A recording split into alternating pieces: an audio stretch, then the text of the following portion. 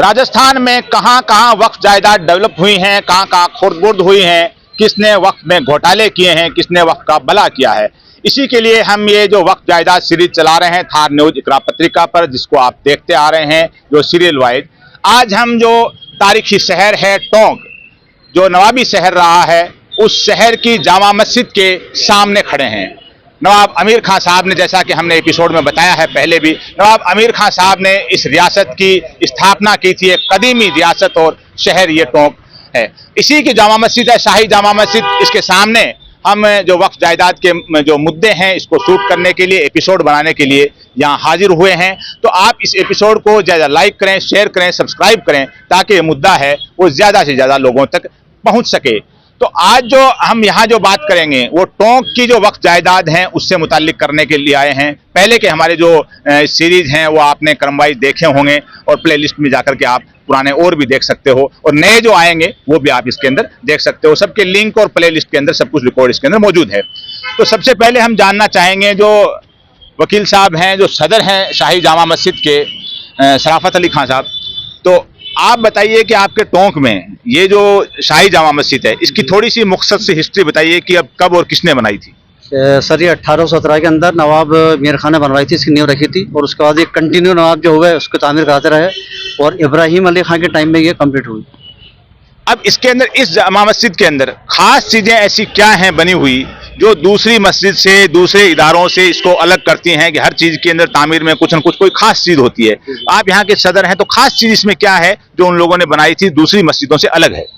इसमें मस्जिद के अंदर तमाम जो काम है गोल्ड का हुआ है, और किसी मस्जिद में इतना काम गोल्ड का हुआ नहीं है। और इसके जो मीनार हैं काफ़ी बड़े चौड़े हैं, जिसमें आदमी आराम से ऊपर जाके पूरा टोंक को देख सकता है, और बिल्कुल हवा महल की तरह है। और ऐसी मस्जिद मेरे ख्याल से राजस्थान में कहीं पर भी नहीं है जो हमारे टोंक के अंदर जो मस्जिद है। अच्छा, इसके अंदर दुकानें वगैरह इसकी या और कोई प्रॉपर्टी बिल्डिंग मस्जिद की कितनी हैं? इसकी खाली दुकानें हैं, कोई प्रॉपर्टी तो अभी इससे अटैच है नहीं। और दुकानों का बाकायदा शुक्र अल्लाह का किराया आता रहता है। जो नहीं दे रहे हैं किराया, उनका हमने वक्फ ट्रिब्यूनल के अंदर दावा कर दिया, वो चल रहा है, पेंडिंग है। कोई इस मस्जिद की जायदाद यानी आप करेंगे और तो कोई इसकी जायदाद है नहीं, ये दुकानें ही हैं। कहीं किसी ने अतिक्रमण कर रखा हो, कब्जा कर रखा हो, किराया नहीं दे रहे हो, या कोई झगड़े टंटे वक्फ बोर्ड के ट्रिब्यूनल में, कोर्ट में चल रहे हो, आप कैसे हैं कोई? इसके अंदर साहब कोई अतिक्रमण तो कोई है नहीं किसी का भी। बाकी जो किराया नहीं दे रहे हैं, हमने ट्रिब्यूनल के अंदर दावा पेश कर दिया, तो चल रहे हैं, पेंडिंग है। कितने हैं? 5-4? 5-6 के करीब है। टोटल दुकान कितनी है? टोटल दुकान देखा जाए तो, अगर दुकान को देखा जाए तो 50 या 52 के करीब दुकानें हैं। दुकान का मंथली एवरेज अंदाजे से कितना किराया आता होगा? उनका मंथली एवरेज करीब करीब 1 लाख के करीब किराया था। तो उसमें मस्जिद के अंदर काम चल जाता है या कोई कमी बेशी रहती है? उसमें जो है मस्जिद की जितनी भी सैलरी वगैरह है ये निकल जाता है, कुछ करता है। जरूरत पड़ती है जो भी काम कराने की, तो उसका हम थोड़ा चंदा कर लेते हैं टोंक के वालों की तरफ से, तो चंदे से हम काम अपना चला लेते हैं। तो वकील साहब आप ये बताइए, टोंक की जो शहर की जो वक्फ जायदाद है, इनके डेवलपमेंट के मामले में ये जो खुर्द-बुर्द हुई है, जो हर जगह खुर्द-बुर्द हुई है तो टोंक में भी हुई है, हर जगह कब्जे हुए हैं तो टोंक में भी हुए हैं, कोई अछूती बात नहीं है। तो टोंक के अंदर वक्फ जायदाद जो हैं उनसे मुतालिक आप कहाँ तक मुतमईन हैं, संतुष्ट हैं कि हाँ जायदाद हैं, खुर्द-बुर्द नहीं हुई हैं, या उनके कब्जे हटाने की कोशिश हुई है, या वो डेवलप हुई हैं, या लोगों ने जद्दोजहद की है वो एक मुकम्मल रही है, लोगों ने अच्छा स्ट्रगल भी इन चीज़ों के लिए किया है? देखिए, वक्फ प्रॉपर्टी पर बहुत सारी प्रॉपर्टी पर लोगों के कब्जे हैं, और काफ़ी लोगों ने कोशिश भी की, लेकिन उससे कब्जे नहीं हटे गए। कुछ मुकदमात भी चल रहे हैं, लेकिन हमारे कुछ लोग उठे हैं, वो अच्छा काम कर रहे हैं। और बस मैं इसमें तेज बता सकता हूँ। अच्छा, ये जो कब्जे जिन लोगों के हैं, क्योंकि जाहिर सी बात है जो हर जगह हम जाते हैं तो ज़्यादातर कब्जे, अतिक्रमण, किराया नहीं देना, ये शिकायतें हमारी कम्युनिटी यानी मुस्लिम कम्युनिटी के लोगों से ज़्यादा मिलती है। तो ये जो लोगों से आपस में बैठ करके कोई तय पाई हो जाए कि भाई तुम छोटे बाप के बन जाओ, ये अल्लाह की मिल्कियत हैं, ये कौम की मिल्कियत हैं, इन कोर्ट कचहरी में जाने से कोई फ़ायदा नहीं है। देखिए, सबसे बड़ा जो इश्यू होता है ना, किराएदार का होता है। किराएदार जो है किराया टाइम पे देता, चढ़ जाता है किराया। हम लोग हाथ पांव जोड़ लेते हैं, अरे भैया जमा करा दो, जमा करा दो, सब वाला काम है, बरकत देगा, तब भी नहीं समझते, फिर हमें दावा करना पड़ता है। तो यहाँ इसमें क्या है, इसके अंदर ये है कि अगर मान लीजिए कोई किराया नहीं देता है तो एक एज ए ट्रेसपासर माना जाता है, और हम उसको एज ए ट्रेसपासर मानते ही जो यहाँ दावा करते हैं। आप जब सदर बने थे तब किराया कितना आता था मंथली? अभी आप 1 लाख के करीब बता रहे हैं, पहले कितना था? किराया जब मैं सदर बना था उस टाइम में ख्याल से करीब 70,000 रुपये के करीब किराया था। आपके दौर में 30,000 के करीब बढ़ गया? जी जी जी जी हाँ। तो हसीन साहब, आप भी एक सामाजिक कार्यकर्ता हैं, तो आप यहाँ की जो वक्फ जायदाद है, जैसा सवाल इनसे पूछा, कहाँ तक मुतमईन हैं कि यहाँ की जायदाद जो बचाने की कोशिश हुई है, वे पुरखों ने जायदाद यहाँ जो बनाई है, क्योंकि टोंक एक नवाबी मुस्लिम रियासत रहा है, तो जाहिर सी बात है अलग अलग लोगों ने जो फौज में थे, जो सिविल अफसर थे, सब ने, नवाब साहब ने, इनके खानदान के, इनके बेगमों ने अलग अलग जायदाद दी हैं। तो इनसे जो बचाने के मामले में, डेवलपमेंट करने के मामले में आप कहाँ तक मुतमईन हैं कि टोंक में ऐसा काम हुआ है? देखिए, सबसे पहले तो फारूक भाई मैं आपका बहुत बहुत शुक्रगुजार हूँ कि आप टोंक आए और वक्फ जायदाद के लिए जो आप काम कर रहे हैं राजस्थान के अंदर, मैं आपको बहुत बहुत शुक्रिया और धन्यवाद देना चाहता हूँ सर कि आप टोंक आए। रही बात दूसरी, आपने कहा कि वक्फ जायदाद का क्या क्या इशू और मसले चल रहे हैं टोंक के अंदर, तो यहाँ पर हमारे जो मुख्यतः जो है 4 प्रॉपर्टीज़ पे ट्रिब्यूनल के अंदर पिछले काफ़ी समय से मामले लंबित हैं जिन पे कोई एक्शन नहीं लिया जा रहा है। यहाँ पर एक तो है लेडीज़ कटला, दूसरा है अपना सबील शाह की चौकी, तीसरी प्रॉपर्टीज़ है आपकी टोटी वाले कुआं कहलाता है। मैं आपको अभी वहाँ पर लेकर के चलूँगा, आप वीडियो बनाइए, वहाँ का इंटरव्यू लीजिए।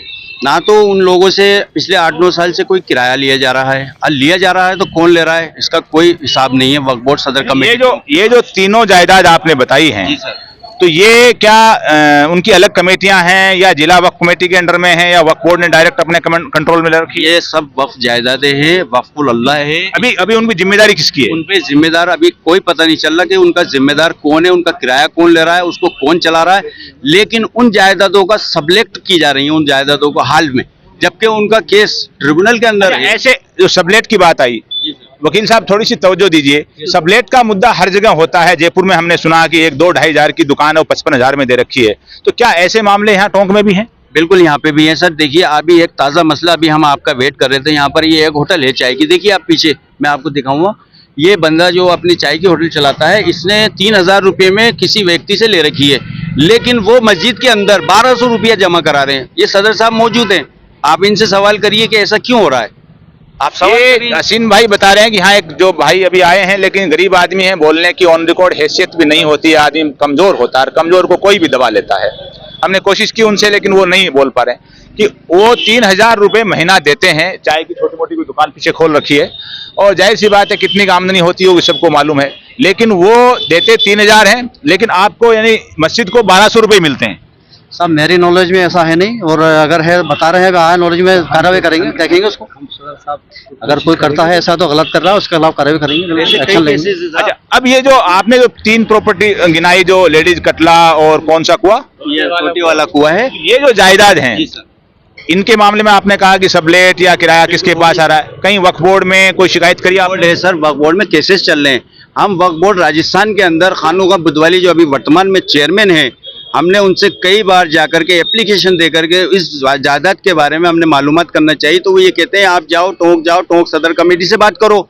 जब हम यहाँ टोंक सदर कमेटी की जो अभी मतीन मिर्जा यहाँ बैठे हुए हैं वर्तमान में, उनसे जब हम इस संबंध में बातचीत करना चाहते हैं, तो वो हमसे कहते हैं कि आप वक्फ बोर्ड चेयरमैन साहब के पास जाओ। तो हमें क्या है कि एक धोखे में रखा है। जब वहाँ आप वक्फ बोर्ड भी गए, वहां से भी कोई रेस्पॉन्स नहीं मिला, लोकल कमेटी से भी नहीं मिला, तो ये जो वक्फ बोर्ड में सीईओ भी हैं, वक्फ बोर्ड में और मेंबर भी हैं, चेयरमैन भी हैं, तो ये लोग कभी दौरे पे आए इन जायदाद को देखने के लिए कि इन जायदाद का क्या हाल है? नहीं आए सर, हम रिक्वेस्ट कर चुके हैं। अभी सीईओ साहब अबू सुफियान साहब बैठे हैं, हमने उनको भी कई बार कॉल किया कि आप एक बार आए। खानों का बुधवाली जी खुद को उनको होश नहीं है कि टोंक के अंदर इस तरीके से जो घोटाले हुए हैं वक्फ बोर्ड की प्रॉपर्टीज के अंदर, उसकी एक बार भी कोई अगर वो आकर के यहाँ देखते, जांच करवाते सही स्पष्ट रूप से, तो ये दूध का दूध पानी का पानी हो जाता। अभी एक सियासी तौर पे बात ये है कि जब ये सारी चीजें हो रही हैं, हर शहर में हो रही हैं जायदाद खुर्द-बुर्द, मकामी जो जिम्मेदार होते हैं हर शहर में, जो सुलझे हुए लोग होते हैं, कभी आप लोगों ने 150 लोगों को बैठा करके कि इन मसलों का हल निकालने की कोई मीटिंग, लोगों से राब्ता किया हो, बैठे हों? सर, इस संबंध में हमारी कई लोगों से बातचीत भी हुई थी, लेकिन अभी नए सिरे से इन प्रॉपर्टीज के ऊपर जिन लोगों ने अगेंस्ट केस किया था, जो उस जमाने के जो सदर थे, जिनके कार्यकाल में ये घोटाले हुए, उनके ऊपर ट्रिब्यूनल के अंदर केस दायर हुए, लेकिन इनका क्या समझौता हुआ, क्या पैक्ट हुआ इनका आपस के अंदर, जिन्होंने इनके ऊपर मुकदमे करे थे, वो इनका कुछ ऐसा पैक्ट हुआ कि उन्होंने मुकदमा वापस ले लिया, नहीं तो सजा तो तभी हो जाती सर इनके ऊपर। यहाँ से विधायक हैं, राजस्थान के पीसीसी अध्यक्ष रहे हैं, डिप्टी सीएम रहे हैं, एक बड़ी फैमिली से हैं, कद्दावर आदमी हैं, उनका इन वक्फ जायदाद और इन लोगों जो जुड़े हुए हैं वक्फ को बचाने वाले या वक्फ के सदर सेक्रेटरी जो भी हैं वक्फ कमेटियों में, इन लोगों के प्रति कितना स्नेह, रिस्पॉन्स, हमदर्दी रहती है कि वो कभी बैठे हों लोगों को लेकर के कि क्या करना चाहिए? सर देखिए, ये वक्फ जायदाद से जुड़ा हुआ मुद्दा है, तो इसमें ज़्यादातर पॉलिटिकल पार्टी जो है ना, इसमें इन्वॉल्व होना ही नहीं चाहती। सबसे बड़ी बात तो ये है कि अपने कौम के कुछ लोग ऐसे हैं कि जो उन लोगों से भी मिले हुए इसका हैं। मतलब सबसे जो बुराई की जड़ हैं वो हम खुद हैं। बिल्कुल पर्सनल अपनी। अगर हम सही काम नहीं करना चाह रहे हैं, इसलिए दूसरा भी क्यों करेगा? क्यों करेगा सर? जब अपने ही लोग इस वक्त जायदाद में घोटाले करेंगे तो अब बताइए अपनी मदद करने को कौन आए? लेकिन उसके बावजूद सर मैंने सीओ साहब को 3 बार फोन किया, वो खानों का बुधवाली जी से मैं खुद मिल के आया। अभी कार्यकाल भी लगता है मुझे अभी समाप्त होने वाला है। बड़ी बात जो हमने पहले के एपिसोड में भी कही है कि वक्फ बोर्ड में सीईओ होते हैं, एक वरिष्ठ आरएस अधिकारी होते हैं, अच्छी खासी सैलरी होती है। वो सैलरी उनको वक्फ बोर्ड की तरफ से, यानी वक्फ जायदाद का जो 7% जो कंट्रीब्यूशन होता है पूरे राजस्थान से, उसी में से वो बड़ी सैलरी उनको, फैसिलिटी, गाड़ी वगैरह सब मिलती हैं। लेकिन वक्फ बोर्ड के सीईओ हैं, वो कहीं जाते नहीं हैं। उनकी जिम्मेदारी बनती है कि वो जायदाद में जाएं, वो दौरे करें, क्योंकि वो एक सीनियर आरएस अफसर होते हैं। लोकल एसडीएम से, तहसीलदार से, डिप्टी से, थानेदार से इनसे मिलेंगे तो जाहिर सी बात है प्रभाव पड़ेगा और कहीं ना कहीं कोई सुधार भी होगा। तो सीईओ हैं वो कहीं जाते नहीं है, शिकायत सब जगह मिल रही है। अब ये जो सारी चीजें हैं, अभी जो वक्फ एक्ट 95 है जो 2013 में संशोधित हो गया, उसी से सारे काम चल रहे हैं। और ये भी सबके सामने है कि जायदाद खुर्द-बुर्द हुई है, सबलेट हुई है, और ट्रिब्यूनल में या बोर्ड में सब जगह कोई ज्यादा सुनवाई भी नहीं हुई है, और फैसले जो हुए हैं तो वक्फ जायदाद उसमें बच भी नहीं पाई है। तो अभी जो नया एक्ट जो सरकार ने बनाया है 2025 का, तो ये जो एक्ट बना है तो पहले वाले में नहीं हुई, इसमें होगी नहीं होगी, उसके बारे में क्या करेंगे आप? माननीय नरेंद्र मोदी जी का हम तहे दिल से शुक्रगुजार हैं कि ये वक्फ संशोधन बिल 2024 जो आया है ना, ये ऐसे ही लोगों के लिए लाया गया है जो वक्फ जायदादों पे अवैध रूप से कब्जा करके बैठे हुए हैं और उनकी प्रॉपर्टीज को अपना बाप का माल समझ के बैठे हुए हैं, और उन यतीम, बेवा और बेसहारा औरतें, बच्चे, जिनके बच्चे जो है आज मजदूरी करने को मोहताज है, जिसकी 97 लाख करोड़ की प्रॉपर्टी हो, जिस वक्फ बोर्ड के हिंदुस्तान के अंदर आज उनके बच्चे ठेला चला रहे हैं। आप जो नया वक्फ एक्ट है उससे आप पूरी तरह मुतमईन हैं? बिल्कुल मुतमईन है। ये वक्त अमेंडमेंट बिल 2024 जो लाए हैं माननीय नरेंद्र मोदी जी, बहुत अच्छा है। इसमें उन गरीब, यतीम, बेवा, बेसहारा औरतों को उस पैसे से, उस इनकम से आय जो बढ़ेगी, वही अमेंडमेंट बिल जब लागू हो जाएगा पूर्ण रूप से देश के अंदर, तो इन यतीम, बेवा, बेसहारा औरत, मर्द, बच्चों को, इनको सबको मदद मिलेगी साहब। हर शहर में मुस्लिम तंजीमें, मुस्लिम इदारे, मुस्लिम रहनुमा पूरे मुल्क में इस एक्ट का जो विरोध कर रहे हैं, वो क्यों कर रहे हैं फिर? देखिए साहब, ये वो लोग विरोध कर रहे हैं जिन्होंने वक्फ जायदादों पे कब्जे कर रखे हैं। सारे तो ऐसे नहीं हो सकते। अजी साहब, उनको भड़काया जा रहा है, वो ना समझ मुसलमानों को भीड़ इकट्ठी करके उनको बरगला करके ये भय दिखा करके कि आपके कब्रिस्तान छीन लिए जाएंगे। नहीं, मैं कह रहा हूँ कि मैं कुछ लोगों को जानता हूँ, मैं जयपुर की बात कर रहा हूँ। कुछ लोगों को जानता हूँ 30-40 साल से लगातार किराए में रहते हैं जी, और मुस्लिम तंजीमों, इदारों में काम करते हैं। उन लोगों ने खुल करके इस एक्ट का विरोध किया है। कहीं उनके बाप दादा के पास कोई वक्फ जायदाद नहीं है, कोई किराया नहीं है, कुछ भी नहीं है, बेचारे अपने, वो लोग भी विरोध कर रहे हैं। देखिए विरोध तो मोदी जी की हर योजना का हुआ है। धारा 370-28 उसका भी विरोध हुआ था। आज धारा 3 मामला है, वक्फ का मामला। वक्फ के बारे आ रहा हूं मैं आपको। हर जो भी अच्छी जो कानून बनाती है ना देश की सरकार, सबके हित में होता है वो। अब ये जो कानून वक्फ अमेंडमेंट बिल 2024 माननीय नरेंद्र मोदी जी लेकर के आए ना सर, इसमें ये एक इन्हीं लोगों के ऊपर बनाया गया है जो भूमाफिया हैं, वक्फ जायदादों के ऊपर कब्जा करके बैठे हुए हैं। ये जो इसके अंदर एक जो मुद्दा है वक्फ बाय यूजर का, तो जो मस्जिद, जो मदरसे, जो मुसाफिर खाने, जो भी जो वक्फ जायदाद हैं, जो मजारें, खानकाएं, ईदगाहें, जिनका रिकॉर्ड नहीं है, जो बरसों से, सदियों से चली आ रही हैं, तो वो वक्फ बाय यूजर के हिसाब से वक्फ चल रही हैं। तो इसमें यह है कि वो ये लागू हो जाएगा तो वो हट जाएंगी। तो ऐसी मस्जिदें, ऐसी ईदगाहें, मजारें, दरगाहें हर शहर में हैं जिनका रिकॉर्ड पुराना मिलना मुश्किल है।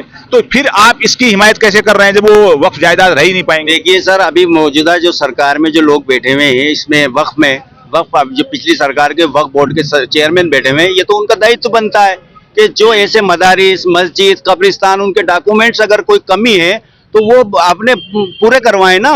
अगर कोई कमी लगती है तो उन डॉक्यूमेंट्सों को पूरे करवाएं समय रहते। टोंक के अंदर वक्फ जायदाद से मुतालिक कोई भला काम हुआ या नहीं हुआ? देखिए, टोंक में वक्फ से मुतालिक कोई भला काम नहीं हुआ है। जो भले काम जो बताते हैं पूर्व वक्फ बोर्ड सदर टोंक कमेटी के, उसमें घोटाला हुआ है और बहुत तगड़ा घोटाला है सर। मैं आपको अभी लेके चलूंगा उन चारों जायदादों के ऊपर, आप चलिए मेरे साथ, हम आपको एक एक चीज दिखाएंगे, वो दुकानें, वो प्रॉपर्टीज, वो कटला, हम आपको अभी लेके चलेंगे सर। आप देखिए, आप वकील साहब आप तो कानून के जानकार हैं। हसीन भाई, वक्फ अमेंडमेंट बिल है या 2025 नया कानून है, तो इसका पूरा समर्थन कर रहे हैं कि इसको लागू होने से जायदाद बचेंगी, अतिक्रमी हटेंगे। प्रधानमंत्री नरेंद्र मोदी ने जो कानून बनाया है वो वक्फ के हित में बनाया है।